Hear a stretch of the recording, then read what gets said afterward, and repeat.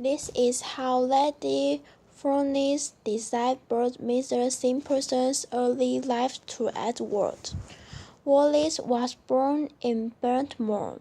She never knew her father. He died when she was 5 months old. But her mother was a strong and loving woman, and Wallis was happy children. When she was 20, she married a man called Winfield Spencer. For the first few years they were happy together, but one day Winfield lost some money in the street. He was very angry. When he came home, he took a bottle of whiskey from a cupboard and began to drink. That night he hit Wallis in the mouth. She screamed and he hit her again. There was blood on her face and she was shaking like a leaf. "Please, Winfield," she said. "No more." But Winfield took her arm and pulled her up the stairs. "You are my prisoner," he shouted at her, "and you are not going to leave." Then he pushed her into the bathroom and locked the door. The next morning, Wallis went back to her family. "I can stay with him," she said. "I want to divorce." "Poor Wallis," Edward said. "But what happened next, Lady Furness?" "Well," said Lady Furness, "a few months later she met a fine man called Ernest Simpson. He's quiet, but interesting. They got married and they now live in a beautiful flat in the centre of London. And are you happy?" "And are they happy?" asked Edward. Lady Furness looked at the prince and smiled. "I don't know, sir," she said. "I don't know." During the next 2 years the prince saw Wallis once or twice a week. They had the same friend, and they often met at parties. Mr. Simpson knew a lot about life. Edward once said she loved books, food, people, and travel. She was very beautiful and her eyes were full of fire. She was friendly and easy to talk to, and after a while I opened up my heart. We had no scares. I told her everything, and that's how it all began. His eyes were always sad," Wallis said about Edward, "and sometimes he looked like a child, so young, so quick, so weak. He had no real friends. Perhaps people were a little afraid of him, but he was a warm and kind man. When he talked to me, I felt my heart jump. I wanted to be alone with him, but I know that wasn't possible." "Did the prince love me in those early days?" "No, I don't think so.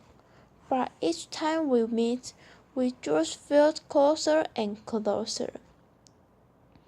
In June 1933, Edward gave a birthday party for Wallis, and during the next few months he visited the Simpson flat in London almost every day. One evening, the prince asked Wallis and Ernest to go skiing in Australia. "I'm sorry, sir," Mr. Simpson replied. "I have to go to America on business, but perhaps Wallis and her aunt can come with you." We went to Kit Burnley's as friends. Wallis wrote letters, but when we came home, we were in love, and a few months later, The prince asked me to marry him. It was just like a dream. In January 1933, Edward went to Windsor for a few weeks. He was tired of town life and he wanted to walk in his garden and ride his horse. But when, one afternoon, there was a phone call from Queen Mary. "Edward," she said, "you must come back immediately. Your father is very ill, and I think he is going to die." When Edward arrived, he went straight to his father's room. He walked to the side of the bed and kissed his father's white face. The king opened his eyes and smiled. Then he took his son's hand and said, "Be a good king, Edward, and be good to your mother." "Yes, father, I will." The king closed his eyes and did not speak again. Just after midnight he died. Then Queen Mary took Edward's hand and kissed it. "My children, you are now king," she said softly. "God be with you." His three brothers came to him, one by one, and they each kissed his hand. "The king is dead." "Long live the king," they said. At 1 o'clock, Edward left the room to telephone Wallis. "My father is dead," he said. "I am so sorry, sir. I must stay here for a while," Edward went on, "but I will phone you at the weekend. Nothing will change between you and me. I love you more than ever, and you will be my queen." "Let's not talk about that now," Wallis replied. "You must go back to your family." But you are my family, Wallis. You are everything to me. Good night, sleep well." Then Wallis put the phone down that night. She suddenly felt afraid. "Edward is not king," she thought. "But what will happen to me?" In the spring of 1936, Mrs. Simpson wrote a letter to her husband. "Dear Ernest," she wrote, "you have been very kind to me. You are a good and strong man, but I must tell you that our marriage is finished. I am in love with a king, and I want to a divorce. Don't be angry. There is nothing you can do. I will never forget you, but I have to be free."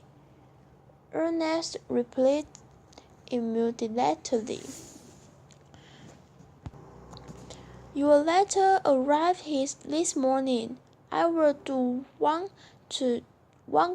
you ask.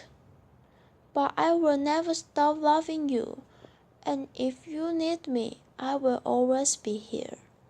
That night, the king and Wallis met at a small restaurant in Piccadilly. Edward read Inez's letter again and again. "That's wonderful news," he said. "Nothing can stop us now." The next day, when Edward came down to breakfast garden long, the Archbishop of Canterbury was waiting for him. "Good morning, Gordon," the king said. "How nice to see you again. And what can I do for you?" For a minute, the Archbishop said nothing. Then he opened a small black bag and took out 3 newspapers. "I have come to see you about Mr. Wallis Simpson," he began. "The newspaper said that you want to marry her. Is this story true, sir?" "Yes, important. Wallis is going to be my wife, but that's not possible. The Archbishop replied, "You know what the truth thing about marriage and divorce. Divorce is rude in the eyes of God." Edward smiled and then said, "Can I ask you some question about God, Mr. Lang?" "Yes, of course, sir." "Is God happy when two people fall in love?" "Yes, sir, but—" "And is God happy when two people fall in love and get married?" "Yes, sir, but—" "And is God happy when two people fall in love, get married, and live happily together?" "Yes, sir, but—" "Then Archbishop Wallis and I will make God very happy. We are in love, we are getting married, and we will live together happily." "But you don't understand, sir," Mr. Lang replied. "The truth says that divorce is wrong. Mr. Simpson cannot leave Mr. Simpson and then marry you. You must forget about her and find another woman. Please, sir, I must ask you to think again." "That is not possible," Edward said softly. "When Wallis is free, I shall marry her." There was a long silence. The Archbishop looked down at the floor and shook his head. "You are making a big mistake, sir," he said. "The church is very strong, and we will not have this